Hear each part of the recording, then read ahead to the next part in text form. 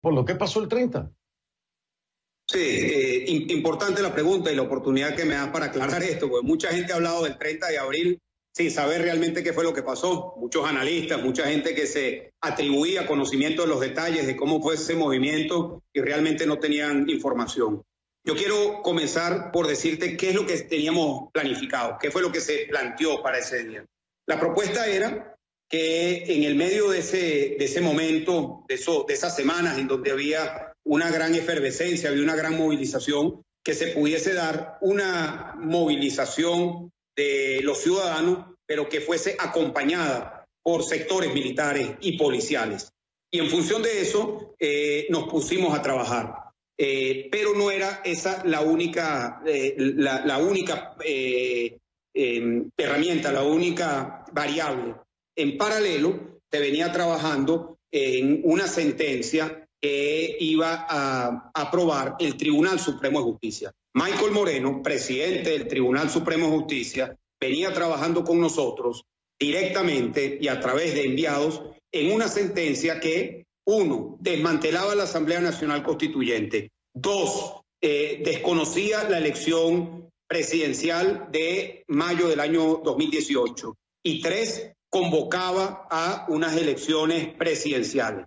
Esa sentencia existe, esa sentencia se redactó y Michael Moreno se había comprometido a que esa sentencia se iba a publicar el mismo 30 de abril a las 10:11 de la mañana. Allí tú me preguntas, ¿qué pasó? Lo que ocurrió es que Michael Moreno no cumplió. Es que el elemento de la sentencia del Tribunal Supremo que iba a acompañar la manifestación popular con un acompañamiento militar y policial no ocurrió. Y evidentemente, pues, la propuesta que nosotros estábamos haciendo, pues no pudo materializar el objetivo que estábamos buscando, que era tener no solamente una manifestación popular, sino una crisis militar, policial, institucional, que culminara con un nivel máximo de presión y que le tocaran la puerta a Nicolás Maduro para que ya definitivamente abandonara el poder. En esto estaban involucrados las personas más altas de la estructura de poder de la dictadura. Como te dije, lamentablemente no se dio ese paso fundamental que era la aprobación de la sentencia. Las razones no las sé. Yo creo que en el fondo no tenían los votos o no habían terminado de amarrar a nivel del Tribunal Supremo lo que era necesario para que esa sentencia pudiese ser aprobada. Pero sí te digo algo, esa madrugada se dieron allí cita mucha gente, con mucho entusiasmo. Yo vi esa madrugada a muchos militares que me dijeron, por primera vez en muchos años, me pongo el uniforme con honor, me pongo el uniforme con sentimiento, patriota, de saber que estoy haciendo lo correcto por Venezuela.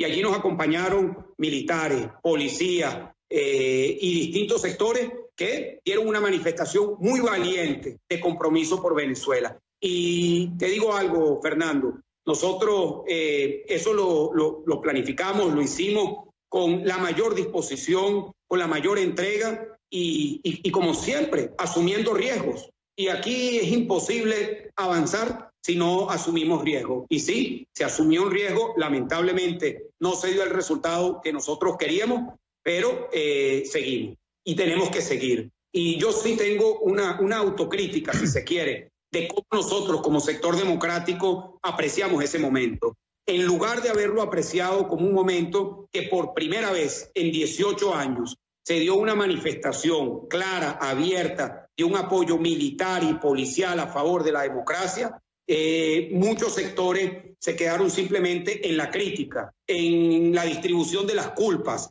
en la guerra de las culpas, y no se pudo abonar para que ese movimiento pudiese tomar más tracción. Pero yo creo que es una manifestación de la voluntad que hay de militares, de policías, de jueces y de fiscales de contribuir con la salida del dictador. La pieza clave en todo esto entonces habría sido Michael Moreno, pero hubo comunicación con, me dices, con la cúpula, con gente de alto nivel. ¿Quiénes eran? Padrino, por ejemplo, ¿tuvieron comunicación con Padrino en ese sentido? Padrino estaba dispuesto, porque aquí había una especie de rumor, como tú lo decías, muchos analistas que se atribuían conocimiento del tema y que después me di cuenta que no tenían ni idea, pero hablaban de que incluso Padrino habría proyectado el poder estar en el poder, por decirlo así, valga la redundancia, en el poder, en una transición en lo que se deshacían de Maduro. ¿Esto es cierto, Leopoldo?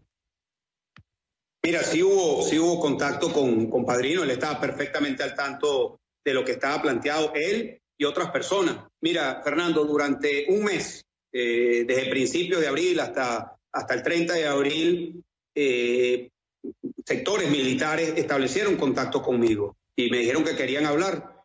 Y yo les dije, bueno, si ustedes son quienes son, vengan a hablar a mi casa. Yo estaba en arresto domiciliario, mi casa estaba rodeada del SEBIN, habían grupos comandos, por lo menos habían 20 funcionarios del SEBIN rodeando mi casa y en esa circunstancia fue mucha gente a hablar conmigo.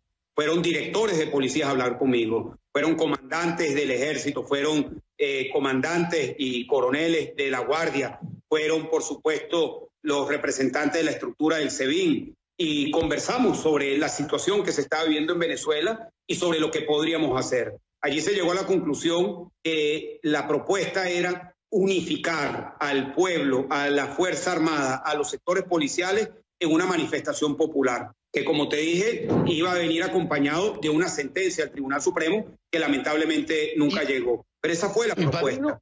Oye, Padrino estaba enterado, pero ¿estaba de acuerdo, Leopoldo?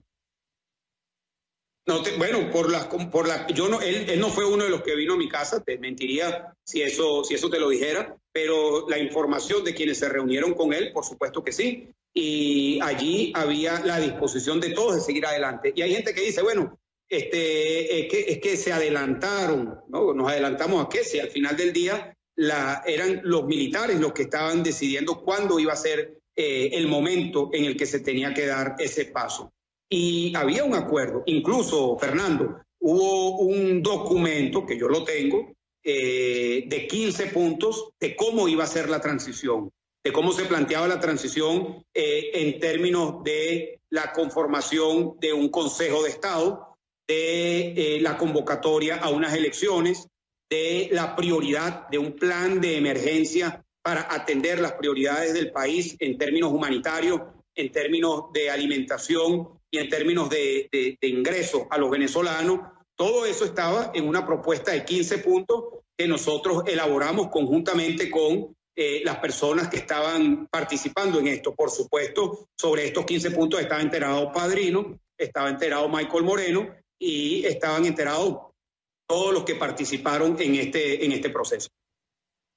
Consejo de Estado. ¿Por quién estaba integrado ese Consejo de Estado en el planteamiento del documento que me hablas?